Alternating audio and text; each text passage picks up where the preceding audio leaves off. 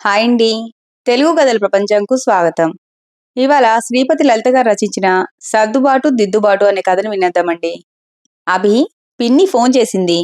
వాళ్ళ బంధువుల అమ్మాయి ఏదో పెద్ద కంపెనీలో చేస్తోందట. చూడటానికి బానే ఉంటుందట.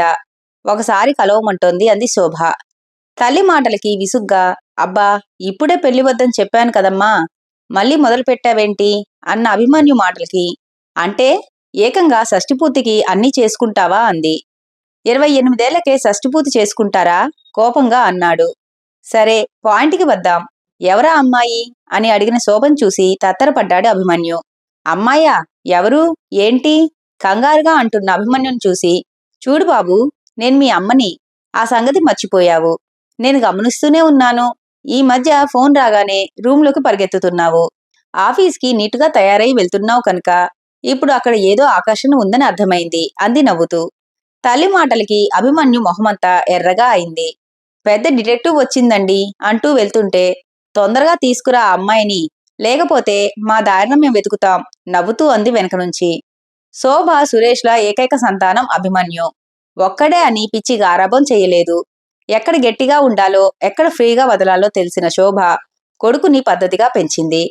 పెళ్లి విషయంలో కొడుకుకి పూర్తి స్వతంత్రం ఇచ్చినా తొందర పడతాడేమో అనే భయం లేకపోలేదు. శోభ ఊహించినట్లుగానే ఒక వారం తర్వాత అభి తల్లి దగ్గర ప్రస్తావన తెచ్చాడు.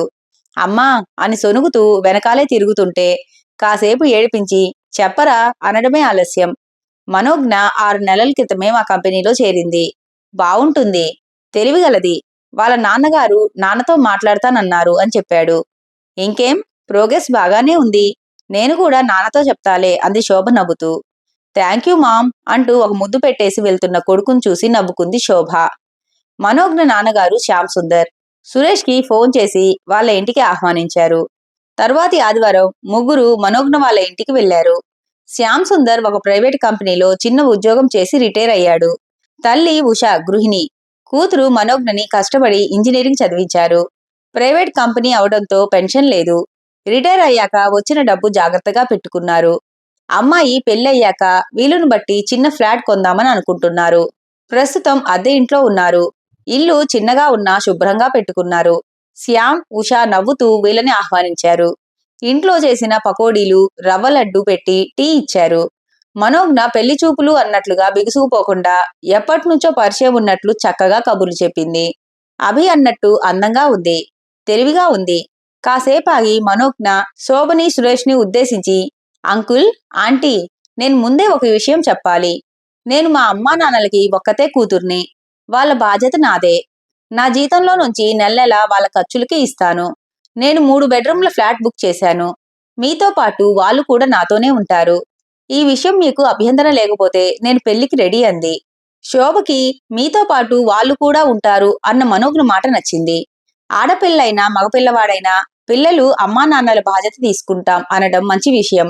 తనని ఇంత కష్టపడి పెంచిన తల్లిదండ్రుల బాగోగులు చూడటం పిల్లల కనీస కర్తవ్యం అనుకుంది శోభ. ఇంటికి వచ్చాక సురేష్తో అంటే అతను కూడా అలాగే అన్నాడు. ఆ అమ్మాయిలో నాకేమీ లోపాలు కనిపించలేదు. వాళ్ళ తల్లిదండ్రుల్ని చూసుకుంటాను అనటంలోనే మంచి అమ్మాయి అని తెలుస్తోంది. నాకు ఓకే అన్నాడు. అందరి సమ్మతితో పెళ్లి జరిగిపోయింది. ఒక 4 నెలలు మనోజ్ఞ అత్తగారింట్లోనే ఉంది. ఆడపిల్లలు లేకపోవడంతో శోభ, సురేష్లు ఎంతో ప్రేమగా చూసుకున్నారు. సెలవుల్లో అందరూ ఉషా, శ్యామ్ల ఇంటికి వెళ్లేవారు.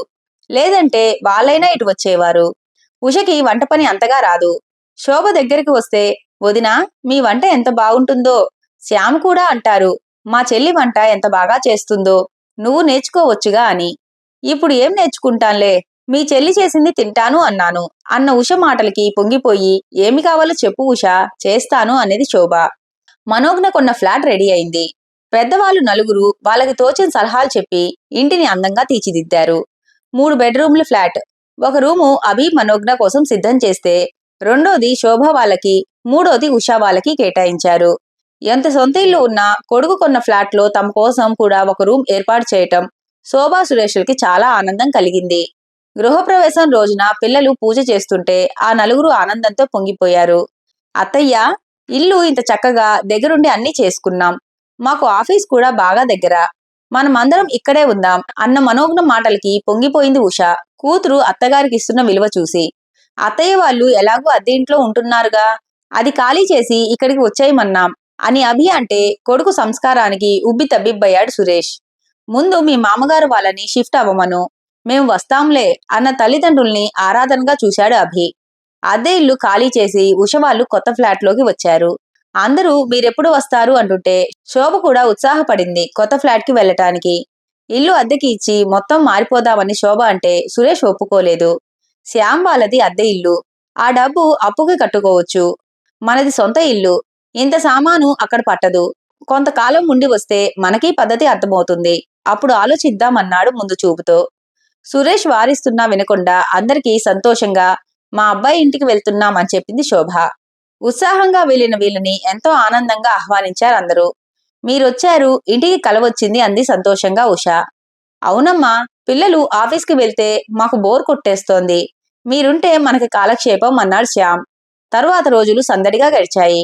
అందరూ కలిసి కబుర్లు చెప్పుకుంటూ భోజనాలు చేయటం, గుళ్ళకి సినిమాలకి వెళ్లటం, వాకింగ్ చేయటం, అలా 6 నెలలు ఆడుతూ పాడుతూ గడిచిపోయాయి.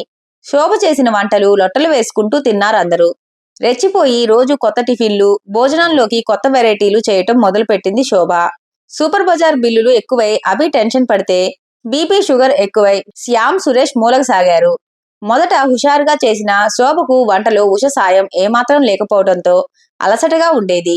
ఉష కూర్చొని కబుర్లు చెప్పటం తప్ప కనీసం కూరగాయలు తరిగిస్తానని కూడా అనేది కాదు. శోభకేమో వంట చేసి పడేయటం తప్ప సర్దే అలవాటు లేదు. ఇక్కడ పనమ్మాయి ఒక్క పూటే రావటంతో ఇల్లంతా చెత్త చెత్తగా ఉండేది. ఏ టీ పెట్టుకోవడానికో వంటింట్లోకి వెళ్లిన మనోజ్ఞకు ఆ వంటిల్లు చూసి పిచ్చెక్కిపోయేది. ఎవరిని అన్నాలో తెలియక ఆ కోపమంతా అభి మీద చూపేది. మొదట్లో రూంలో ఎవరికీ వినపడకుండా జరిగిన మాటల యుద్ధాలు రాను రాను బయటికి అందరికీ వినిపించేవి. ఇల్లు శుభ్రంగా ఉండటం లేదని మనోజ్ఞ అంటే ఖర్చులు ఎక్కువ అయ్యాయని అభి అందరి ముందు అనటం మొదలుపెట్టారు.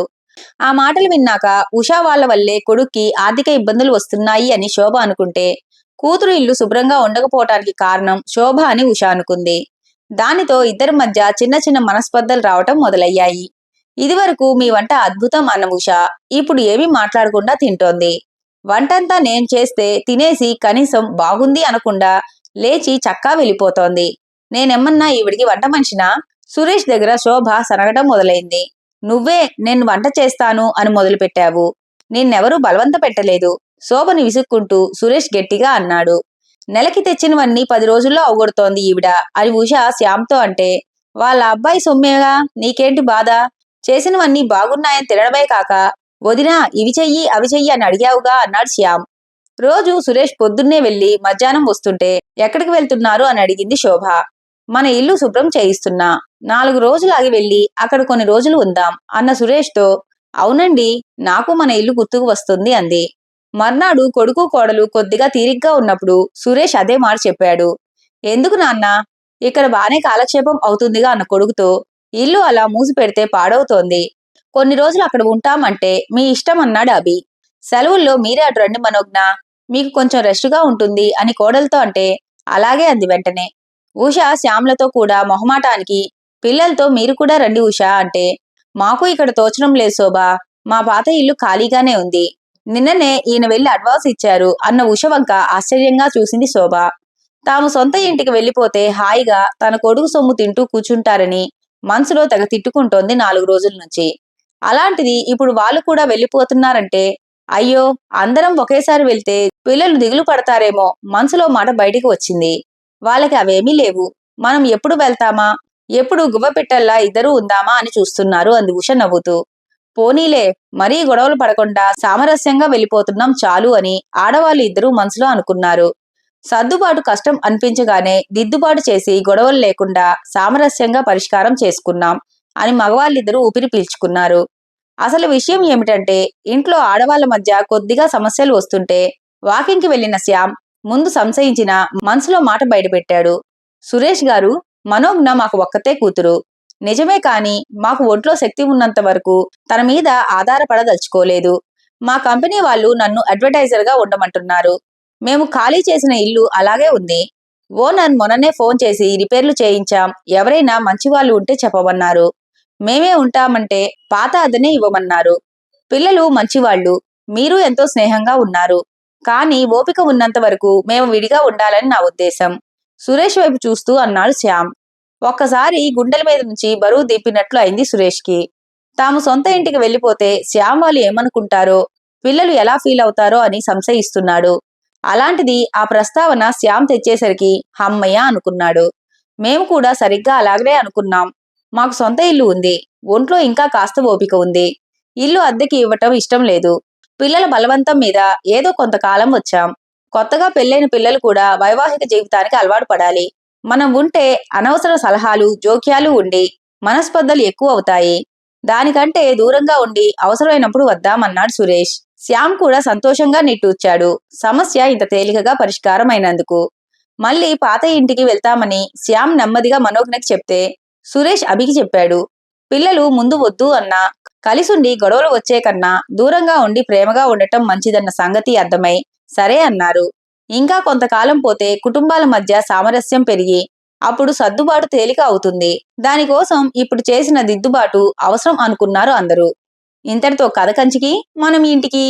ఈ కథ కనుక మీకు నచ్చినట్లయితే లైక్ చేసి, షేర్ చేసి, కామెంట్ చేసి మన ఛానల్కి సపోర్ట్ చేసేయండి ఫ్రెండ్స్. ఇక ఉంటానండి. By by.